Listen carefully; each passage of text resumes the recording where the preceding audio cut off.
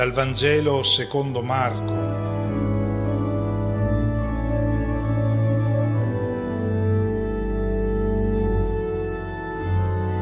Una buona domenica a tutti. Oggi ascolteremo la prima pagina del Vangelo secondo Marco. È stata scritta in un momento drammatico per la comunità cristiana di Roma. Si era appena conclusa la persecuzione di Nerone, che ci è stata raccontata in una pagina drammatica dallo storico Tacito. E fra le vittime di questa persecuzione c'erano stati anche Pietro e Paolo. La scomparsa di questi due apostoli ha scosso profondamente questa comunità e l'ha indotta a riflettere e a rendersi conto che i testimoni oculari della vita di Gesù purtroppo stavano scomparendo. E questa comunità ha cominciato a chiedersi: come potrà il messaggio del Maestro, senza la presenza di questi testimoni oculari, come potrà questo messaggio mantenersi integro? Come evitare che qualcuno lo modifichi, lo deturpi? È così che questa comunità ferita ha deciso di raccogliere in un testo scritto il messaggio che gli apostoli avevano annunciato. E per quest'opera hanno incaricato Marco, che era una figura eminente della comunità e che era stato anche l'interprete di Pietro. Aveva poi dedicato tutta la sua vita al Vangelo. Sentiamo come Marco inizia il suo racconto. Inizio del Vangelo di Gesù, Cristo, Figlio di Dio. Mi sembra strano questo modo di iniziare a scrivere un libro. Inizio del Vangelo. È come se Marco ci volesse dire: guardate che adesso comincio a scrivere il mio libro. E fosse questo il significato della prima parola impiegata da Marco, si tratterebbe davvero di un modo banale di cominciare. Ma il termine che lui impiega, arché in greco, significa principio del Vangelo. E questo termine principio è stato scelto da Marco per richiamarci la prima parola con cui inizia la Bibbia. In principio era l'inizio del mondo, la creazione del mondo, di quel mondo che è durato tanto tempo, nel quale sono state compiute e continuano ad essere commesse tante cattiverie. Un mondo che in fondo non ci è proprio piaciuto tanto, un mondo vecchio. Con questo termine, inizio, Marco vuole dire ai cristiani delle sue comunità e a noi: adesso vi racconto come ha avuto inizio il mondo nuovo, quello di noi discepoli che abbiamo scelto come norma della nostra vita le beatitudini di Gesù di Nazaret. Noi ci proponiamo come società alternativa rispetto a quella pagana in mezzo alla quale noi viviamo.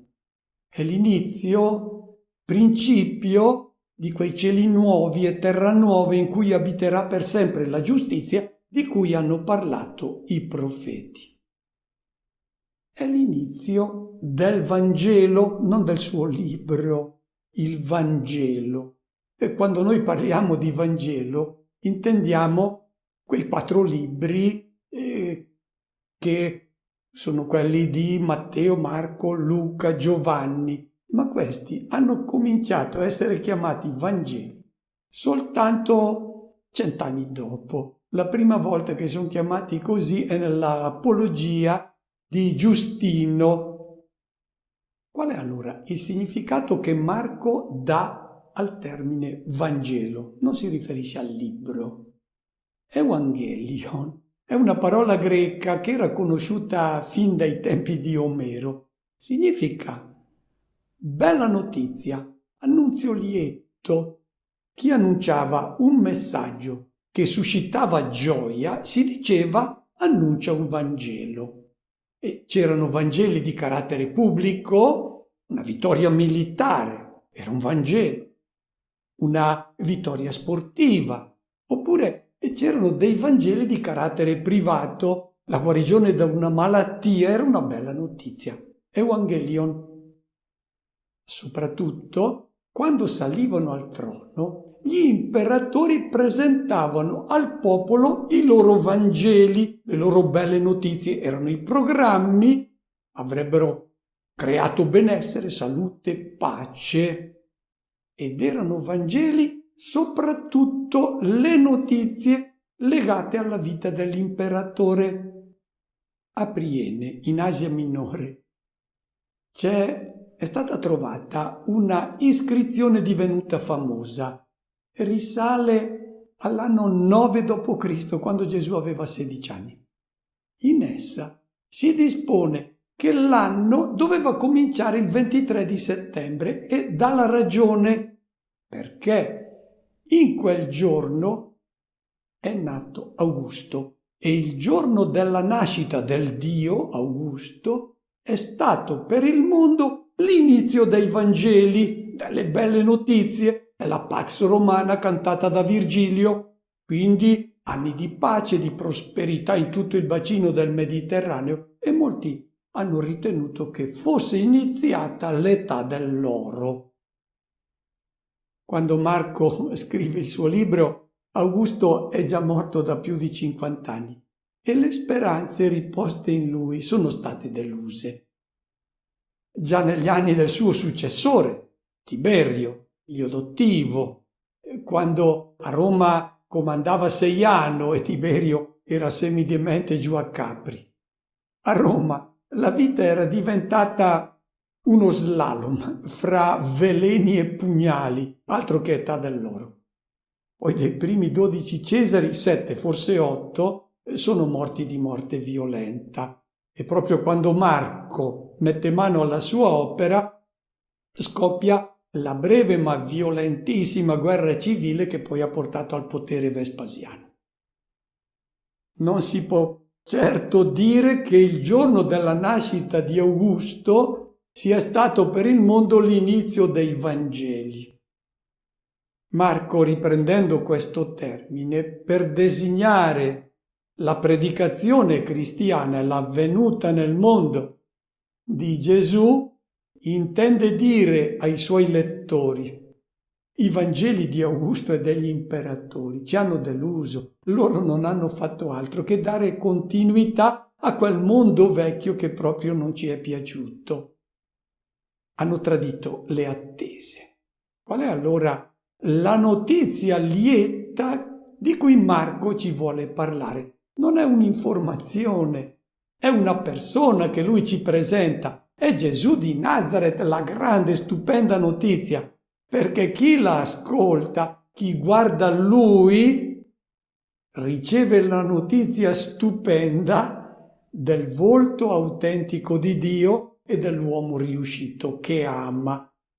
E chi ascolta davvero questa notizia, chi vede Gesù di Nazaret, impazzisce di gioia. E se non impazzisce di gioia vuol dire che non lo ha incontrato, che gli è stato presentato male, è stata deturpata questa notizia. E a Gesù Marco dà 2 titoli: Cristo, unto, figlio di Dio. Si ungevano nell'Antico Testamento i re, i sacerdoti, perché erano persone che dovevano essere impregnati di una forza che non apparteneva a questo mondo, ma veniva dal cielo, una forza divina. Dovevano svolgere delle missioni che erano al di sopra delle forze umane. Ma era stato promesso un unto del Signore, il Messia, e Marco ci dice: questo unto del Signore è Gesù di Nazaret. E poi dice figlio di Dio. Nella cultura semitica, quando dicono figlio di, più che generato da, intendono somigliante a. Un padre riconosceva come suo figlio colui che era stato generato da lui nel momento in cui gli assomigliava, quando riproduceva la sua immagine, i valori in cui lui aveva creduto, viveva gli stessi progetti di vita del Padre. Ecco, dicendoci Gesù, figlio di Dio, Marco ci dice: quando tu vedi Gesù di Nazaret, tu contempli il volto del Padre del cielo, ed è un Dio completamente diverso da quello che gli uomini si erano immaginati. Non più un Dio che dà ordini, che vuole essere servito, giudica e condanna severamente chi disobbedisce ai suoi ordini. Dio suscettibile. No. Il volto di Gesù riproduce un volto completamente diverso. Questa è la lieta notizia, perché il Dio inventato dagli uomini non era affatto fonte di gioia, solo di paura. A questo punto ci aspetteremo che Marco cominciasse a raccontarci la vita di Gesù cominciando dalla sua nascita. Non lo fa, lo faranno Matteo e Luca. A Marco interessa solo ciò che Gesù ha detto e fatto durante la vita pubblica, dal battesimo di Giovanni fino alla Pasqua. Il racconto di Marco è il racconto di un viaggio durante i 3 anni nei quali Gesù ha percorso le strade della Palestina, ha visitato villaggi, città, ha insegnato nelle sinagoghe, ha curato malati, si è fermato nelle piazze. Cosa voleva ottenere Gesù? Una sola cosa: mostrare a tutti il vero volto di Dio. Dio che si prende cura dei poveri, che va in casa e fa festa con i peccatori. È un volto di Dio che riempie finalmente di gioia. Non è il Dio inventato da noi.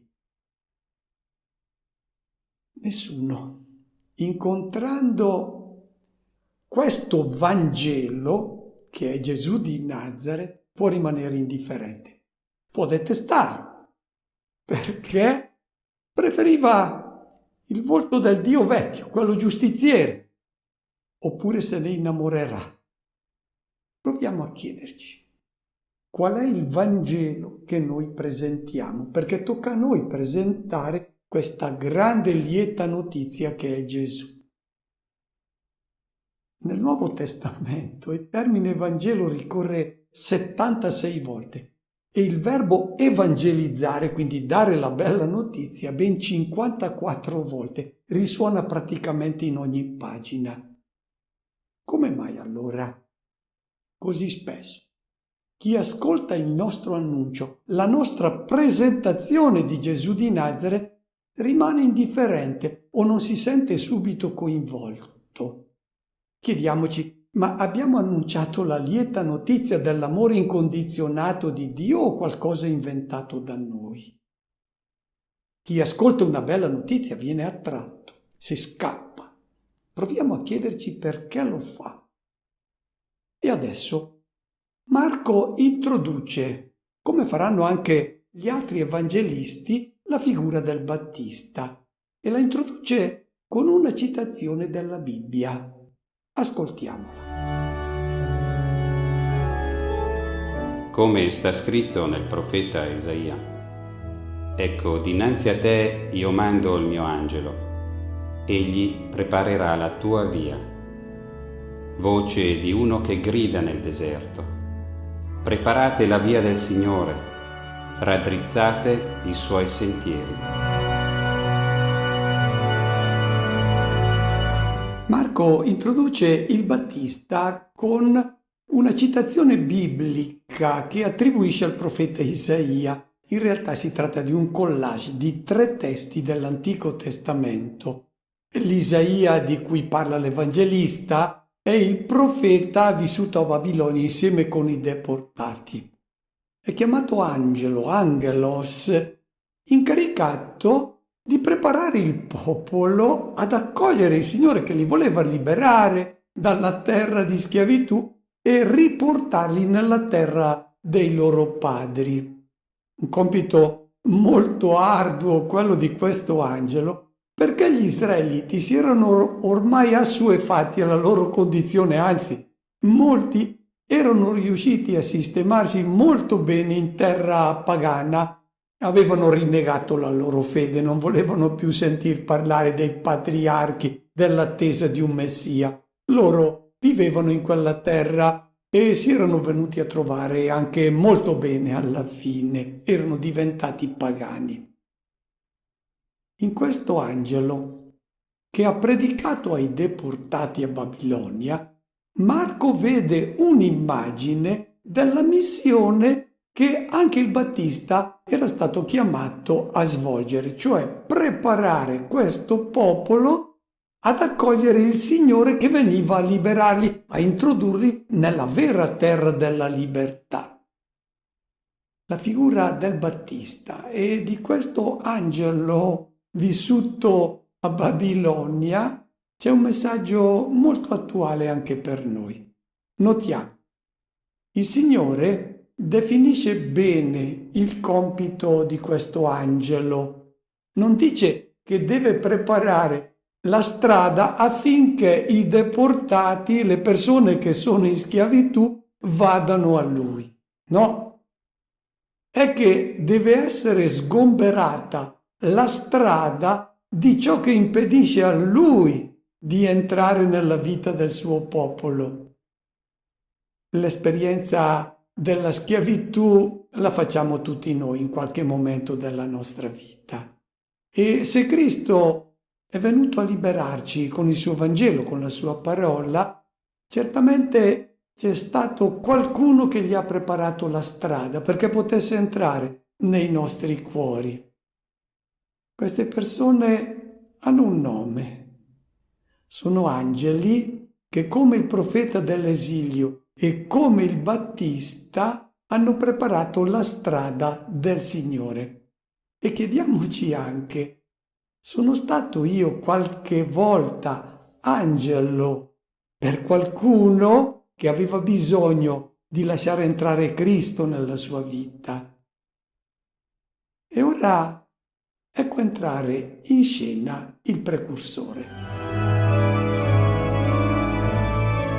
Vi fu Giovanni che battezzava nel deserto e proclamava un battesimo di conversione per il perdono dei peccati.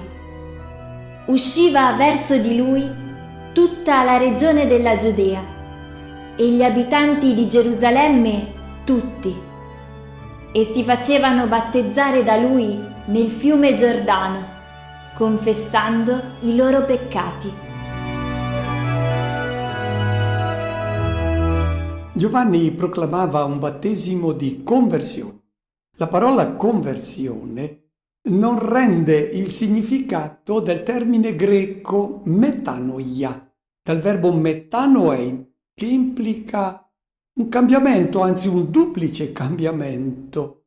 Anzitutto, cambiamento della testa, del modo di pensare.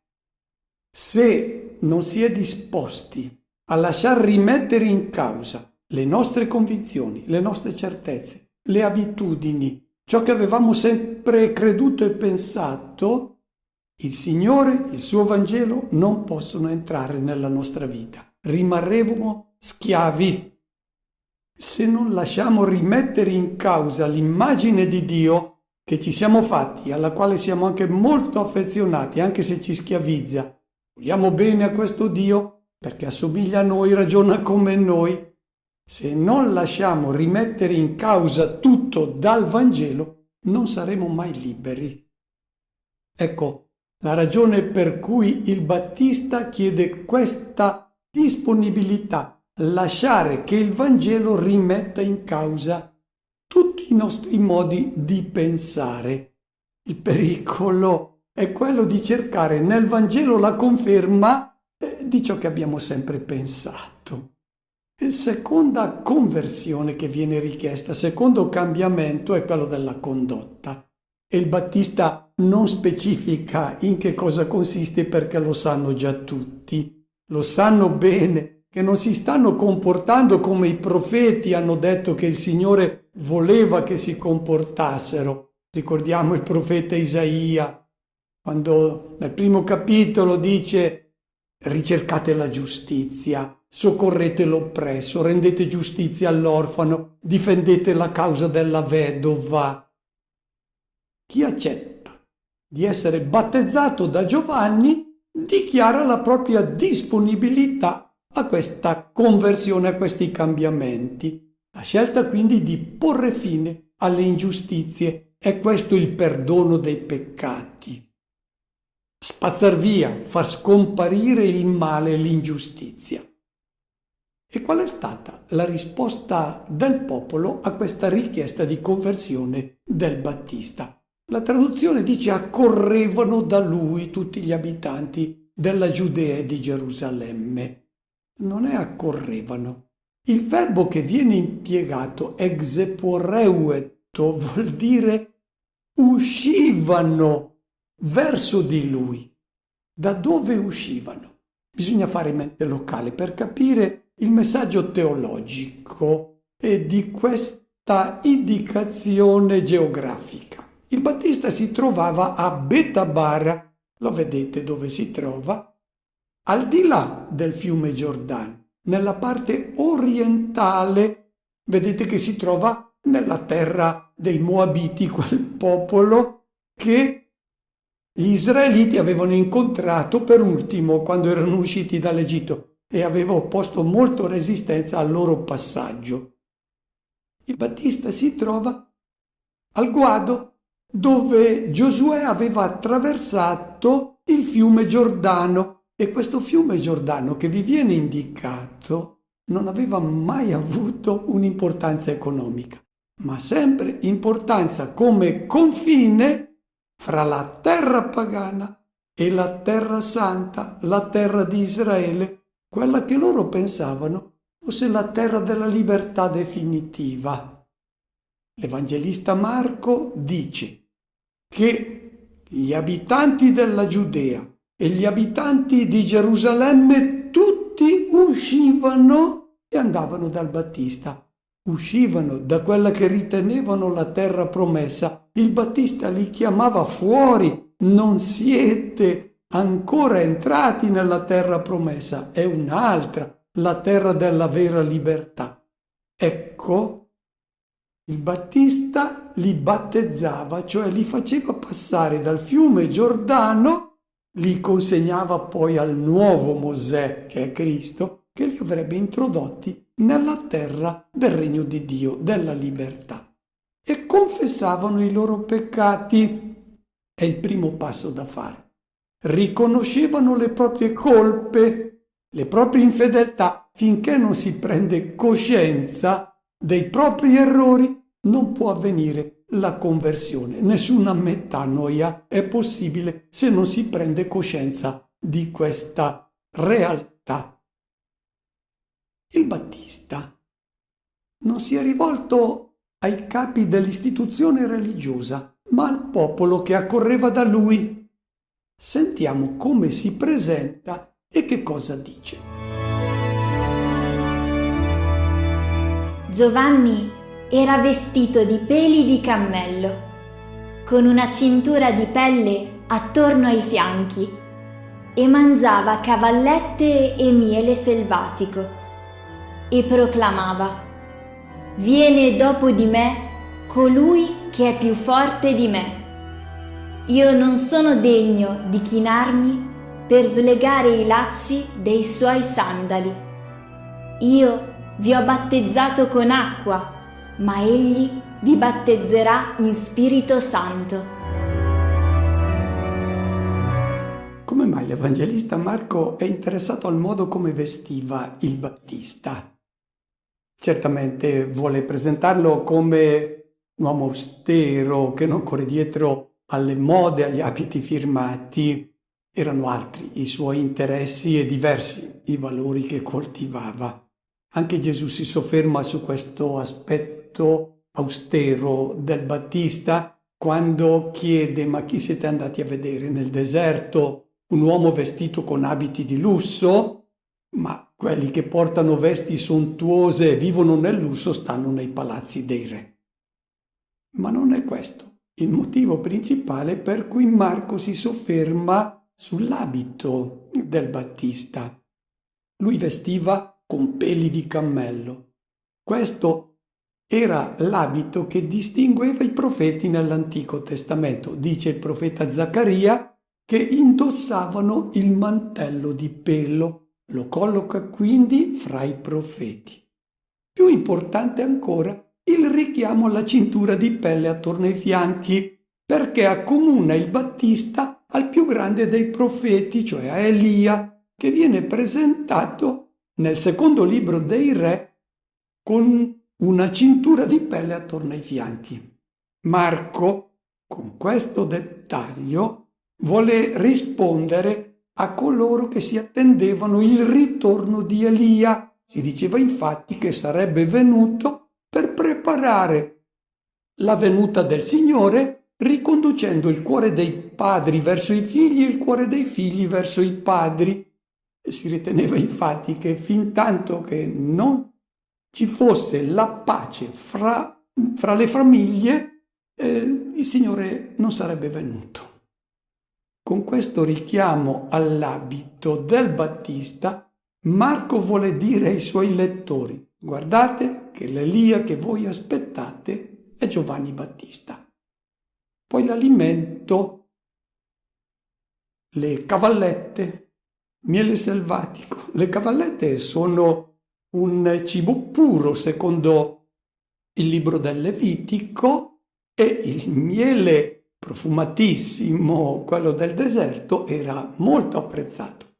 Non vuole indicare che il Battista era una asceta, faceva penitenza, non è questa la ragione. Vuol dirci semplicemente l'Evangelista che il Battista si trova nel deserto. Questi erano gli alimenti di coloro che vivevano nel deserto. La predicazione del Battista. Marco ce la presenta diversa da Matteo e da Luca. In Marco non troviamo sulla bocca del Battista le minacce che invece noi troviamo in Luca e in Matteo. Battista non dice la scure è posta alla radice degli alberi, e gli alberi che non producono frutto vengono tagliati e buttati nel fuoco. Poi non attacca i farisei e i sadducei dicendo che sono una razza di vipere che cercano di sfuggire all'ira imminente. No, nulla di tutto questo in Marco. Il Battista in Marco dice semplicemente: sta per arrivare uno più forte di me. In che consiste questa forza? E contro chi si scatenerà questa forza? È quella della vittoria sul maligno, sul male che c'è nel mondo, che sembra invincibile, lo dirà anche Gesù. Il mondo è in mano al maligno, ma adesso è arrivato uno più forte di lui, e quindi motivo di speranza, anzi di certezza, che il male è destinato a scomparire.